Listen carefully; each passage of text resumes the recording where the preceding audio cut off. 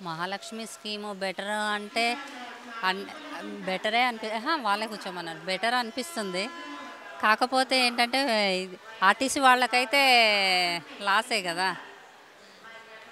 ఎందుకంటే అందరూ ప్రతి ఒక్కరూ ఇక వెళ్ళని వాళ్ళు కూడా బయటికెళ్ళాల్సొస్తుంది. ఫుల్ అయిపోతుంది. జెంట్స్‌కి వాళ్ళకి కూడా ప్రాబ్లమే కదా ఇప్పుడు. ఇప్పుడు ఎక్కే ప్రతి బస్సు అందరికీ కన్వీనియంట్ అంటే కొద్దిగా ఆర్టీసీ వాళ్ళకు మాకంటే ఓకే. కానీ స్టాఫ్ వాళ్ళకి సాలరీస్ ఇంక్రీజ్ అయ్యేది వాళ్ళకు ముందు ఇంతకుముందు టాస్ ఇస్తుండే. ఇంత టికెట్స్ ఇంత సేల్ అవుతాయి ఇంత అని. ఇప్పుడు వాళ్ళకి ఏం టాస్ ఇస్తారు? ఏమి ఇయ్యరు. సాలరీస్ ఎంత ఉండాలో అంతే ఉంటాయి. కామన్‌గా వాళ్ళకి పెరగడానికి కూడా ఛాన్స్ లేదు. ఎలా ఉంటాయి? టాస్ ఇస్తేనే కదా వాళ్ళు సాలరీస్ ఇంక్రీజ్ అవుతాయి. టాసే లేదు ఇంకా. కాకపోతే ఓకే. ఫ్రీ అంటే ఇక అందరికీ అది ఇష్టమే ఉంటది. ఎవరికి ఇష్టం కాదు.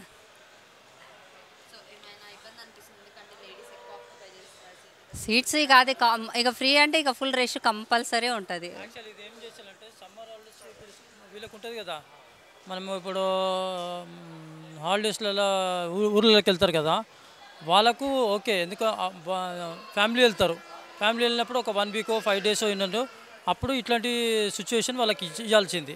ఇస్తే అప్పుడు బాయ్స్కు జెంట్స్కు అట్లా ఇచ్చి ఉంటే బాగుంటుంది. ఏది మొత్తం లేడీస్ అంటే ఆటోల వాళ్ళు ఏం కావాలి. ఆటో వాళ్ళకు ప్రాబ్లమ్స్ వస్తున్నాయి కదా. ఫెస్టివల్ టైంలో ఇట్లా ఆఫర్ ఇచ్చిండు ఉంటే 5 డేస్ వాళ్ళకి ఈజీగా ఉంటుండే ఫ్యామిలీ మొత్తం. ఇప్పుడు వాళ్ళ ఆటో వాళ్ళకి ఇబ్బంది అవుతుంది. ఇక్కడేమో లేడీస్ వాళ్ళకి ఇబ్బంది అవుతుంది. హ్మ్. అది ఇబ్బంది అని కదా ఆటో వాళ్ళకే కదా. ఆటో వాళ్ళనే వాళ్ళ ఫ్యామిలీయే కదా.